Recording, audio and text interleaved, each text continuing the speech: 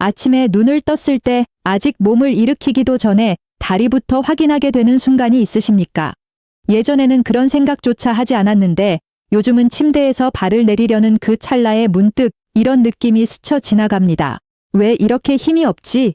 단순히 피곤해서 그런가 하고 넘기기엔 그 느낌이 점점 더 자주, 더 뚜렷하게 찾아옵니다. 계단을 오를 때 한 발 한 발이 무겁게 느껴지고 평소처럼 걸었을 뿐인데도 허벅지가 금방 지쳐버리는 경험. 혹시 지금 이 순간에도 그런 변화를 느끼고 계시다면 이 이야기를 절대 가볍게 넘기지 마십시오. 이건 단순한 노화의 문제가 아닐 가능성이 매우 높습니다. 많은 분들이 자연스럽게 이렇게 생각합니다. 나이가 들면 원래 다리 힘이 빠지는 거지. 주변에서도 그렇게 말하고 방송에서도 비슷한 이야기를 하니 더더욱 그렇게 믿게 됩니다. 하지만 이 생각이야말로 가장 위험한 오해일 수 있습니다. 왜냐하면 최근 연구들은 전혀 다른 방향을 가리키고 있기 때문입니다. 다리 근육이 줄어드는 진짜 이유는 나이가 아니라 매일 반복되는 식습관이라는 것입니다. 쉽게 말해 무엇을 먹느냐에 따라 다리의 미래가 달라진다는 뜻입니다. 실제로 통계를 보면 65세 이상 어르신 10명 중 7명이 이미 근육 감소 단계에 들어와 있습니다. 그런데 더 놀라운 사실은 그중 대부분이 자신의 상태를 전혀 인지하지 못하고 있다는 점입니다. 단순히 나이 때문이라고 생각하고 넘어가기 때문입니다. 하지만 같은 나이에도 어떤 분은 지팡이 없이 활발하게 외출을 다니고 또 어떤 분은 집 안에서도 몇 걸음 걷는 것조차 힘들어합니다. 이 차이는 타고난 체질이 아니라 매일 반복되는 생활 습관, 특히 식탁에서 만들어집니다. 여기서 중요한 질문 하나를 드리겠습니다. 요즘 식사를 하실 때 예전처럼 한 공기를 다 드십니까? 아니면 절반도 차에 못 드십니까? 이 질문이 중요한 이유는 단순히 양의 문제가 아니라 몸에 들어오는 에너지의 문제이기 때문입니다. 나이가 들수록 입맛이 줄고 식사량이 감소하는 경우가 많습니다. 그런데 이 상태가 지속되면 몸은 필요한 에너지를 공급받지 못하게 되고 그 부족한 에너지를 보충하기 위해 결국 근육을 분해하기 시작합니다. 그 결과가 바로 다리 힘이 빠지는 느낌으로 나타나는 것입니다. 근육은 단순히 사용하지 않아서 줄어드는 것이 아닙니다. 제대로 채워지지 않기 때문에 사라집니다. 우리 몸의 근육은 매일 조금씩 분해되고 다시 만들어지는 과정을 반복합니다. 젊을 때는 이 두 과정의 균형이 잘 맞습니다. 하지만 나이가 들수록 새로 만들어지는 속도가 점점 느려지면서 균형이 깨집니다. 결국 분해가 더 많아지고 그 결과로 근육이 줄어드는 것입니다. 이 흐름을 바꾸려면 단순히 운동만으로는 부족합니다. 반드시 식사에서 재료를 공급해줘야 합니다. 이제부터 그 재료가 무엇인지 하나씩 말씀드리겠습니다. 다리 근육을 지키고 되살리는데 핵심적인 역할을 하는 음식들이 있습니다. 단순히 몸에 좋다는 수준이 아니라 실제로 다리 힘과 직결되는 음식들입니다. 먼저 많은 분들이 가볍게 생각하는 고구마입니다. 고구마는 단순한 간식이 아닙니다. 다리 근육을 움직이게 하는 에너지를 안정적으로 공급해주는 중요한 식품입니다. 걷다가 갑자기 힘이 빠지는 느낌을 경험하셨다면 그것은 근육 부족이 아니라 에너지 공급의 문제일 수 있습니다. 고구마에 들어있는 복합 탄수화물은 혈당을 급격하게 올리지 않으면서 오랫동안 지속적으로 에너지를 제공합니다. 그래서 다리 근육이 안정적으로 힘을 낼 수 있게 도와줍니다. 또한 고구마는 칼륨이 풍부합니다.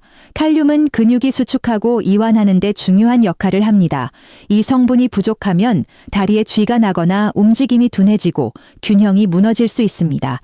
특히 짠 음식을 자주 드시는 분들은 칼륨 섭취를 더 신경 써야 합니다. 고구마는 이런 문제를 동시에 해결해주는 식품입니다. 하루에 중간 크기 1개 정도를 단백질 식품과 함께 드시면 가장 효과적입니다. 다음으로 중요한 것은 혈류입니다. 아무리 좋은 에너지를 공급해도 그것이 근육까지 전달되지 않으면 아무 소용이 없습니다. 여기서 중요한 역할을 하는 것이 고등어입니다. 고등어의 풍부한 오메가3는 혈관을 부드럽게 만들어 혈액이 원활하게 흐르도록 도와줍니다. 혈류가 좋아지면 산소와 영양분이 다리 근육까지 제대로 전달됩니다.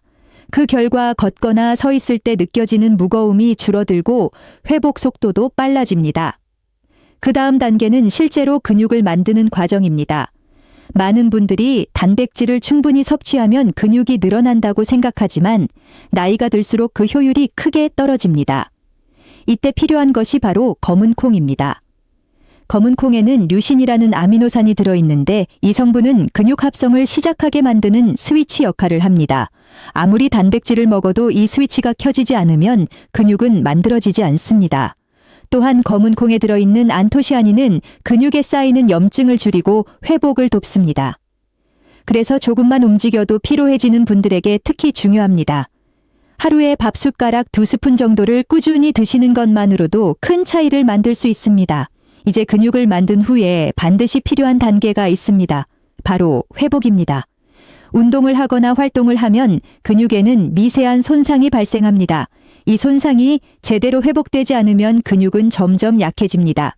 이때 도움을 주는 것이 오리고기입니다. 오리고기에는 불포화 지방산과 비타민이 풍부해 근육의 피로를 풀고 회복 속도를 높여줍니다. 특히 활동 후에 다리가 오래 뻐근한 분들에게 매우 효과적입니다. 마지막으로 가장 중요한 단계가 남아 있습니다. 바로 근육을 보호하는 것입니다. 아무리 잘 만들고 회복시켜도 보호하지 못하면 다시 빠르게 줄어들기 때문입니다. 이 역할을 하는 것이 연어입니다. 연어에는 오메가3와 셀레늄이 함께 들어있어 근육세포를 손상으로부터 보호하고 기능을 유지하도록 도와줍니다. 꾸준히 섭취하면 다리 근육의 유지력이 크게 향상됩니다. 이 5가지는 각각 따로 작용하는 것이 아니라 서로 연결되어 있습니다. 에너지를 공급하고 혈류를 개선하고 근육을 만들고 회복시키고 보호하는 모든 과정이 하나의 흐름으로 이어집니다. 이 중 하나라도 빠지면 효과는 크게 줄어듭니다. 여기에 간단한 움직임을 더해주면 효과는 훨씬 더 빨라집니다. 집에서 의자에 앉아서 다리를 천천히 들어 올렸다 내리는 동작을 반복하거나 벽을 잡고 까치발로 올라갔다 내려오는 동작만으로도 충분합니다. 중요한 것은 꾸준함입니다. 하루 몇 분이라도 계속하는 것이 가장 큰 변화를 만듭니다. 지금 다리에 느껴지는 작은 변화는 절대 가볍게 넘길 신호가 아닙니다. 하지만 동시에 가장 쉽게 바꿀 수 있는 기회이기도 합니다. 오늘 식탁에서 단 하나만 바꿔보십시오. 그 작은 변화가 한 달 뒤, 2달 뒤 완전히 다른 결과로 이어질 수 있습니다. 결국 다리 건강은 특별한 비법이 아니라 매일 반복되는 선택에서 결정됩니다.